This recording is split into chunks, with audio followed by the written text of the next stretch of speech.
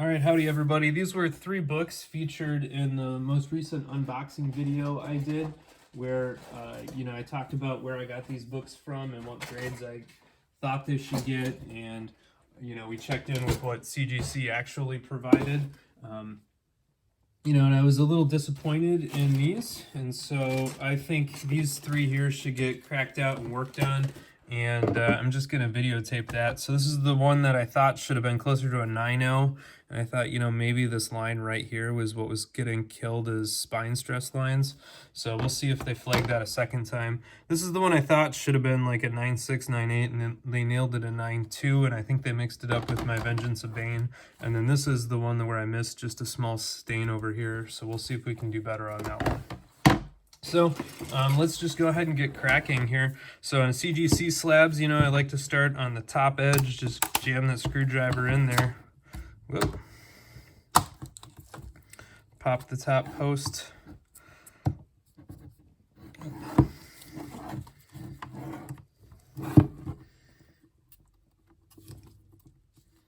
It's being a little bit more flexible than I would like. There we go. That's the good crack noise we want, good crack noise over there.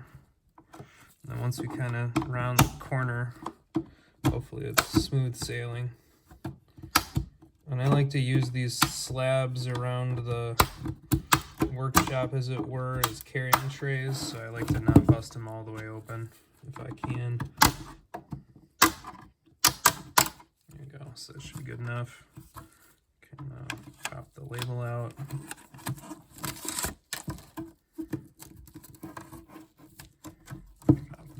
It's in the inner well, so no problems there. Ba-dum. So that's one down. Since these are my books and they're kind of moderns, I'm getting a little bit more Wild Westy than I might otherwise be.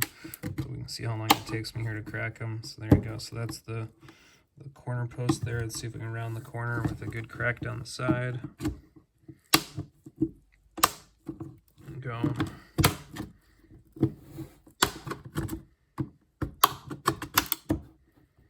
And they don't take that much force to open.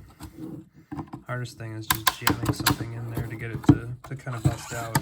But the CGC ones, I think, crack a lot easier than the CBCS ones. Nothing too crazy there.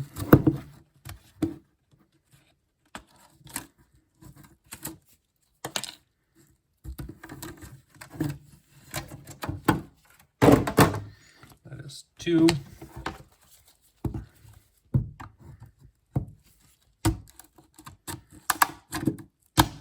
And again, I'm always just going in from the top to make sure I keep that screwdriver as far away from the comic as physically possible when doing this. And if we just round the edge there. Oop. There we go. Usually once you get one good snap on the sides, you're good. You're golden.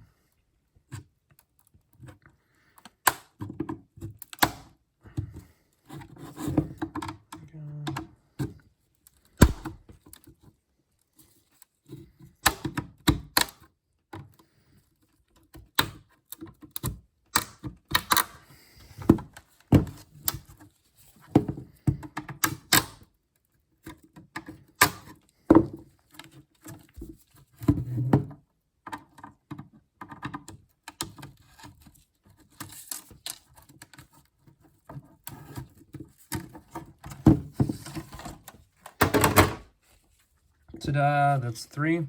This one has a pretty big gap on top. This one's got a pretty big gap on top.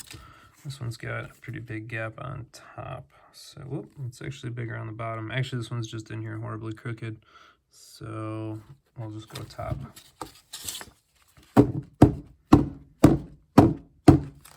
Give all 3 of them a nice tap down. This one just does not want to tap. We're going to do this one upside down. Makes me nervous because you can see that there's a second holder in there, but it must have slipped out, so we're gonna have to cut through that holder window. Got my box cutter out.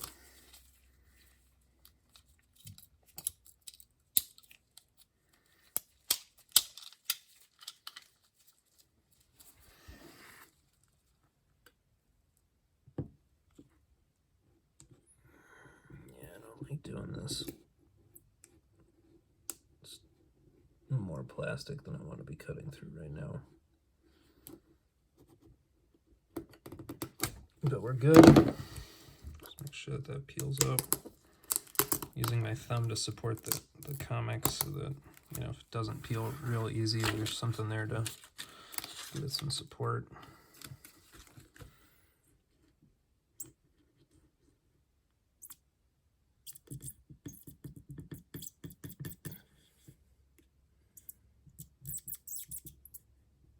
Get a little bit closer there than I wanted to.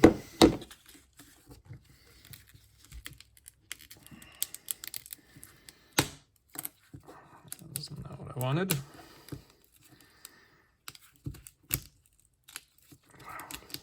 So I don't like going through the bottom, but the gap on top was not wide enough for me to feel comfortable with it. Let's see there. Good news is that is free of the comic. I'm going to use my trick here to cut down the center just because those edges look sharper than I want them to. So I got the scissors here. The scissors, you know, going to slide along the cover.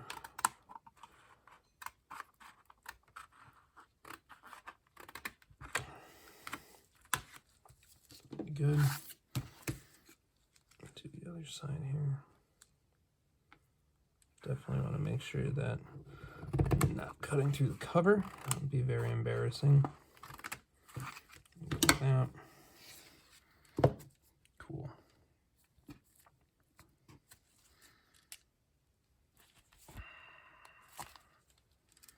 Seems to still be stuck on that corner. There it goes. So I generally pull straight up because I don't want to put any stress on the spines, and straight up is a direction I can get. So there we go. It said staining to cover. I still think CGC is high, but they said that staining to cover. I do not see staining to cover.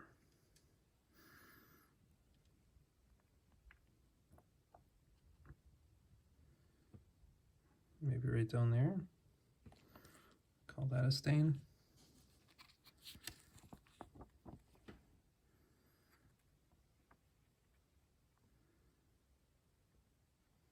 And that's ink. That's not stain. That's just ink transfer from the rolling press.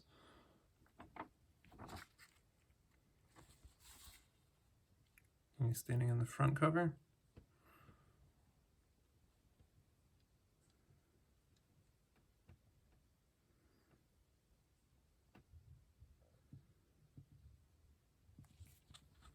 Although now that this is through there, I'm definitely not going to be resending this one because this minor edge wear, they're going to ding like crazy. Maybe I'll do it just to see if we can get maybe right there. Maybe that's the staining to cover.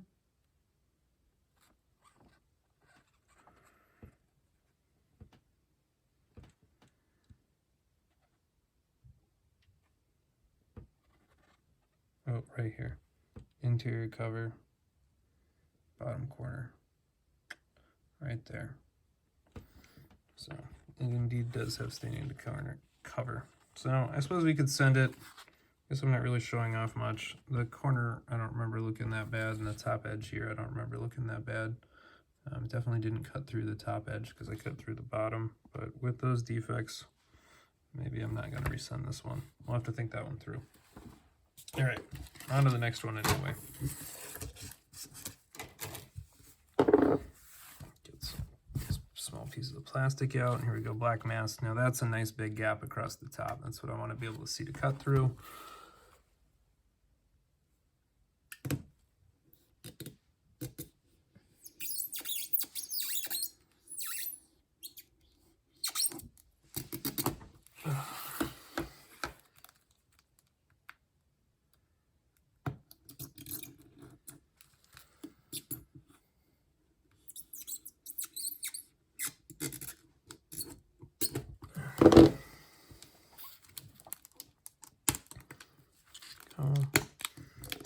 Peel.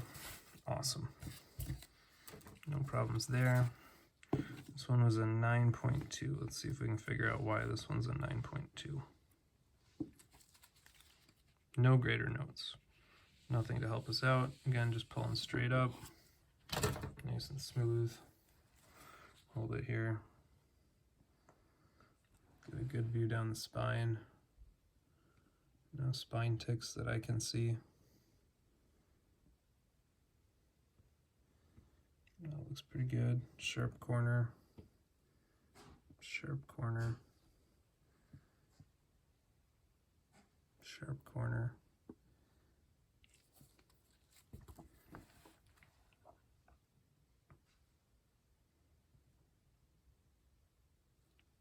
Maybe they call that a stain, but all the books of this era have weird stuff like that on them. Like you can see, here's a blue spot randomly in there. There's a dark red spot right there. They're just printed like crap. So that to me looks just like printer crap, not a stain. Another nice sharp corner. Sharp corner. Sharp corner. Spine. You can say that looks like a tick, but it's really just the glare down the staple. I don't really see any finger bends or anything like that as you rake through here. This to me looks like a really high grade book. Some of this, by the way, is the line on the inside cover that you're seeing. So if you look, it's printed with the line on the inside. So it's not like it's a issue with the comic. You're just seeing where it printed. Same over here. So you know, no big bends. Maybe there's a little bit of a bend up here, right there, right above the M in man. And maybe right there. Could be a scratch or hair or something. Maybe they'll come out in the new press. It definitely doesn't look like it breaks color. That spotchy blue ink too is printed like that, so, but nothing else. So this one to me looks like it should be a really high grade book. I was really surprised by the 9.2 on that. All right, last one here for the Spider-Man fans.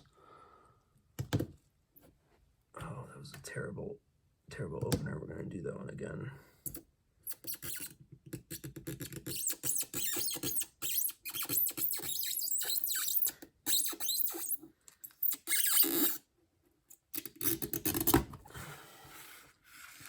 Usually I buy a new knife or get a new blade every time, so this one's been through more than like 3 now. I can feel it. It's not quite as sharp. Getting a little bit of squeal. And then just peel this up. Go with that. Just want to be very careful to get my finger in there without causing a finger bend on either side, and then I just gently pull on up.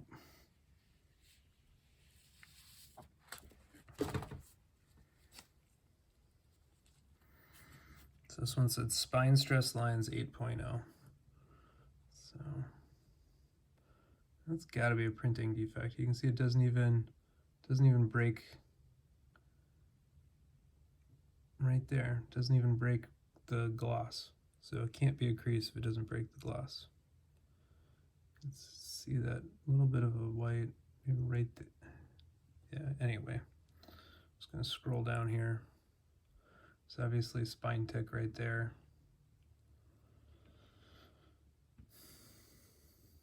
Spine tick right there. I mean, yeah, those are spine ticks, but they shouldn't be what's responsible for an 8.0. If you look at the back here, scroll down.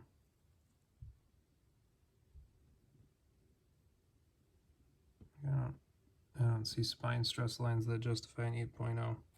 I just don't. So we'll send it again and see what they say the second time. I really wonder if they think that this right there, you can very clearly see that does not break the gloss. It's not a crease. It's something with the ink being pulled when it was printed. It is under the gloss. Right there, you can clearly see no broken gloss. So anyway, here we are. We got one nice book, 2 nice books, and we'll have to decide what we want to do with this one. I might just resend it to see if I can show the bump ski. It probably will only bump to a 9 with these defects now that I'm looking a little bit more closely at this corner and at the top edge. So anyway, that's how it goes sometimes. We'll get these in the press and do over. Take it easy, everybody.